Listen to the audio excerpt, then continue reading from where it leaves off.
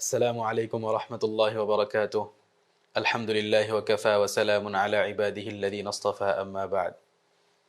সম্মানিত দর্শকবৃন্দ, ইসলামে অত্যন্ত গুরুত্ব দেওয়া হয়েছে আত্মীয়তার সম্পর্ক বজায় রাখার উপর। এই যুগ এমন হয়ে গেছে যেন মানুষের সাথে সম্পর্ক করে কোনো স্বার্থের কারণে। প্রায় মানুষ স্বার্থ সিদ্ধির পর কিংবা স্বার্থে একটু আঘাত লাগলেই সম্পর্ক বিচ্ছেদ করে নেয়। পাশাপাশি বাড়ি, নিজের আত্মীয়, নিজেরই কাকা, নিজেরই কোনো আত্মীয়, কিন্তু ছোট্ট কোনো বিষয়ে ঝগড়া হয়ে গেলে রাস্তা বন্ধ, কথাবার্তা বন্ধ এবং একেবারেই পরের মতো হয়ে যায়। যে ব্যক্তি আত্মীয়তা বজায় রাখে তার জীবনে কত প্রকারের বরকত আসতে পারে, তার কি ফজিলত রয়েছে, এ সম্পর্কে জানার পরে প্রত্যেক মুমিন ব্যক্তি চেষ্টা করবে যে আমি আশেপাশে এবং আমার যত আত্মীয় আছে সবার সাথে ভালো ব্যবহার করব, কখনো আত্মীয়তা ছিন্ন করব না। বুখারী ও মুসলিমে বর্ণিত আনাস রাদিয়াল্লাহু আনহু বলেন যে রাসূল সাল্লাল্লাহু আলাইহি ওয়াসাল্লাম বলেছেন, মান আহাব্বা আন ইউবসাতা লাহু ফি রিজকিহি ওয়া ইউনসা লাহু ফি আথারিহি ফালইয়াসিল রাহিমাহ। কোনো ব্যক্তি যদি চায় যে তার রুজি বৃদ্ধি করা হয় এবং তার আয়ু বাড়িয়ে দেওয়া হয়, তাহলে সে যেন আত্মীয়তার সম্পর্ক বজায় রাখে। এখন মানুষ রুজি অর্জন করার জন্য কত রকমের পরিশ্রম করছে, কত কষ্ট করছে।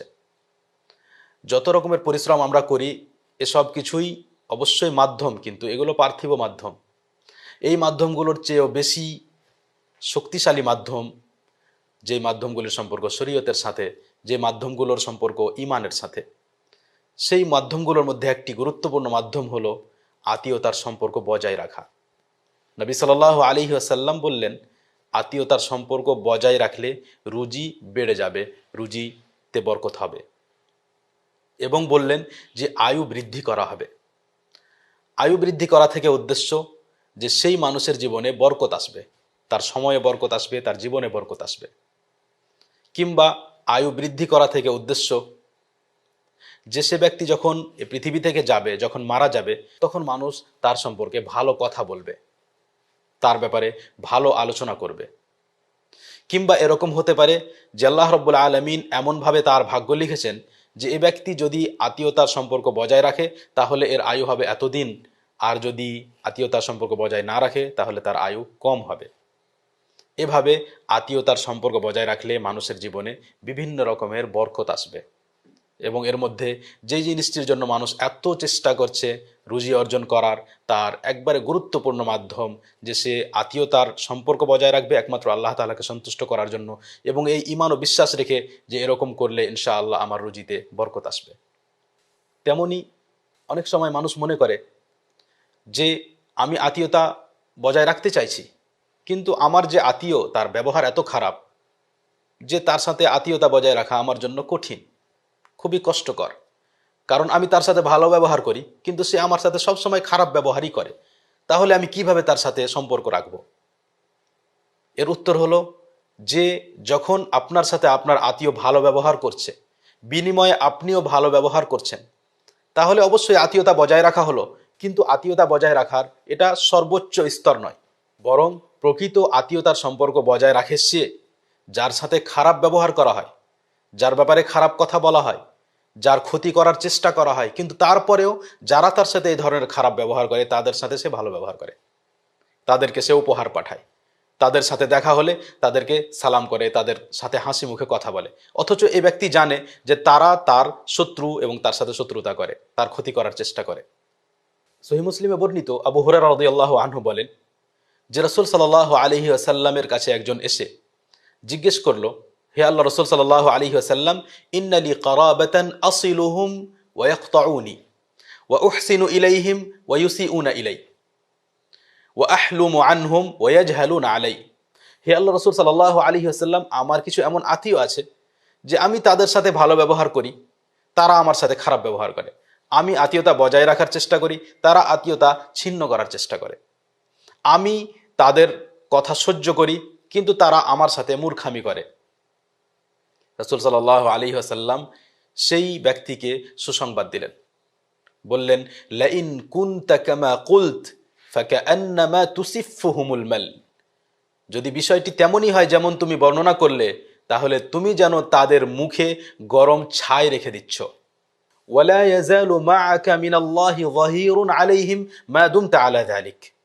দ্বিতীয় সুসংবাদ তোমার জন্য এই যে যতদিন পর্যন্ত তুমি এই অবস্থার উপরে থাকবে, তাদের সাথে ভালো ব্যবহার করতেই থাকবে, যদিও তারা তোমার সাথে খারাপ ব্যবহার করে, ততদিন পর্যন্ত আল্লাহ তাআলার পক্ষ হতে একজন সহায়ক তোমার সাথে থাকবে, যে তোমার সহযোগিতা করবে তাদের বিরুদ্ধে। দেখুন কত বড় ফজিলতের বিষয় যে আমি যদি খারাপ ব্যবহার করার পরেও তার সাথে ভালো ব্যবহার করি, তাহলে আল্লাহ তাআলার পক্ষ থেকে সহযোগিতাও পাওয়া যাবে এবং আমি যেন সম্মানিত আর সেই ব্যক্তি যেন অপমানিত। এখানে তার মুখে ছাই রেখে দিলে এর অর্থ যে যেমন গরম ছাই যদি কারো মুখে রাখা যায়, যেমন সে কষ্ট পাবে, যন্ত্রণা পাবে, তেমনি তারা যেন তোমার সাথে এই ব্যবহার করে কষ্ট পাবে। কেমনভাবে কষ্ট পাবে? যে তাদেরকে শাস্তি দেওয়া হবে এই সম্পর্ক বিচ্ছিন্ন করার কারণে, কিন্তু তোমার কোনো ক্ষতি তারা করতে পারবে না। দ্বিতীয় অর্থ যে এইভাবে তুমি যেন তাদেরকে তাদেরই নিজের চোখে অপমানিত করে দিলে। এই মানুষগুলো যারা তোমার সাথে খারাপ ব্যবহার করছে, অথচ তুমি কখনো তাদের সাথে কোনো খারাপ ব্যবহার করো না, এরা যখন অনুভব করবে যে আমরা আসলে তার সাথে ভুল করেছি, তখন নিজেরাই অনুতপ্ত হবে এবং নিজেদের চোখেই অপমানিত হয়ে যাবে। তেমনই একটি সুসংবাদ সেই ব্যক্তির জন্য যে নিজের আত্মীয়দের খবর রাখে, তাদের সাথে ভালো ব্যবহার করে, তাদের সহযোগিতা করে তাদের প্রয়োজন হলে। এই ব্যক্তির জন্য সুসংবাদ হলো যে আল্লাহ সুবহানাহু ওয়া তাআলা ওয়াদা করেছেন যে এই ব্যক্তিকে আল্লাহ রাব্বুল আলামিন ভালো জীবন দান করবেন এবং তৌফিক দান করবেন, কল্যাণের সাথে তার জীবনকে যুক্ত করে দিবেন। সহিহ বুখারীতে বর্ণিত আবু হুরায়রা রাদিয়াল্লাহু আনহু বলেন যে রাসূল সাল্লাল্লাহু আলাইহি ওয়াসাল্লাম বলেছেন, ইন্নাল্লাহা খালাকাল খালক হাত্তা ইযা ইনতাহা মিন খালকিহি কামাতির রাহিম ফাকালাত হাযা মাকামুল আইযি বিকা মিনাল কাতিআহ। যে আল্লাহ রাব্বুল আলামিন যখন সৃষ্টি করার কাজ সম্পন্ন করলেন, তখন আত্মীয়তার সম্পর্ক আল্লাহ রাব্বুল আলামিনের সামনে দাঁড়িয়ে বলতে লাগলো যে আমি তোমার সামনে দাঁড়িয়েছি আত্মীয়তা বিচ্ছিন্ন হওয়া থেকে তোমার আশ্রয় চাওয়ার জন্য, যেন আমাকে কেউ বিচ্ছিন্ন না করে, আমি তোমার কাছে আশ্রয় চাইছি। তখন আল্লাহ রাব্বুল আলামিন বললেন, আমা তারদাইনা আন আসিলা মান ওয়াসালাক ওয়া আন আকতা'a মান কাতা'াক। তুমি কি এই কথায় সন্তুষ্ট নও যে যে তোমাকে যুক্ত করবে আমি তাকে যুক্ত করব, আর যে তোমাকে কেটে দিবে আমি তাকেও কেটে দিব। উদ্দেশ্য যে যে সম্পর্ক বজায় রাখবে আমি তাকে কল্যাণের সাথে যুক্ত করব, তাকে তৌফিক দান করব, তার জীবন সুন্দর হবে। আর যে তোমাকে বিচ্ছিন্ন করবে, আত্মীয়তা বিচ্ছিন্ন করবে, আমি তাকে এই সমস্ত কল্যাণ হতে কেটে দিব, দূরে করে দেব এবং সে তৌফিক থেকে বঞ্চিত হয়ে যাবে। তখন আত্মীয়তার সম্পর্ক আল্লাহ রাব্বুল আলামিনকে বলল, বালা, অবশ্যই আমি সন্তুষ্ট। আল্লাহ রাব্বুল আলামিন বললেন, ফাহুয়া লাক, তাহলে এটি আমি তোমাকে দিলাম, অর্থাৎ এই রকমই করা হবে। যে ব্যক্তি আত্মীয়তা বজায় রাখবে তাকে আল্লাহ রাব্বুল আলামিন কল্যাণ দান করবেন, তৌফিক দান করবেন। যে এরকম করবে না তাকে আল্লাহ রাব্বুল আলামিন কল্যাণ ও তৌফিক হতে বঞ্চিত করে দিবেন। এভাবে বহু হাদিসে রাসূল সাল্লাল্লাহু আলাইহি ওয়াসাল্লাম আমাদেরকে আত্মীয়তা বজায় রাখার ফজিলত শুনিয়েছেন, যার উদ্দেশ্য যে আমরা যেন আশেপাশের আমাদের আত্মীয়র বা দূরের হলেও তাদের খবর রাখি এবং তাদের সাথে ভালো ব্যবহার করি। আত্মীয়দের সাথে ভালো ব্যবহারের মধ্যে তাদের খোঁজ খবর রাখা, তাদের মধ্যে যারা দরিদ্র গরিব, আমি যদি তাদের সহযোগিতা করতে পারি তাহলে তাদের সহযোগিতা করা এবং তাদেরকে ভালো কাজের আদেশ দেওয়া, খারাপ কাজ হতে নিষেধ করা, তারা কোনো বিপদে পড়লে তাদের সহযোগিতা করা, বিভিন্ন রকমভাবে তাদের পাশে থাকা, এ হলো আত্মীয়তা বজায় রাখা, যার ফজিলত যে এরকম করলে মানুষের জীবনে বরকত আসে, তার রুজিতে বরকত হবে, তার রুজি বৃদ্ধি পাবে, তেমনি তার আয়ু বৃদ্ধি পেতে পারে, তার জীবনে বরকত আসবে এবং আল্লাহ রাব্বুল আলামিন তাকে বিভিন্ন কল্যাণের এবং নেক আমলের ও ভালো কাজের তৌফিক দান করবেন। হে আল্লাহ রাব্বুল আলামিন আমাদের সকলকে আত্মীয়তা বজায় রাখার, নবী সাল্লাল্লাহু আলাইহি ওয়াসাল্লামের অনুসরণ করার তৌফিক দান করো। ওয়া সাল্লাল্লাহু ওয়াসাল্লাম ওয়া বারাকা আলা নবিয়িনা মুহাম্মদ ওয়া আলা আলিহি ওয়া আসহাবিহি আজমাইন। আসসালামু আলাইকুম ওয়া রাহমাতুল্লাহি ওয়া বারাকাতুহু।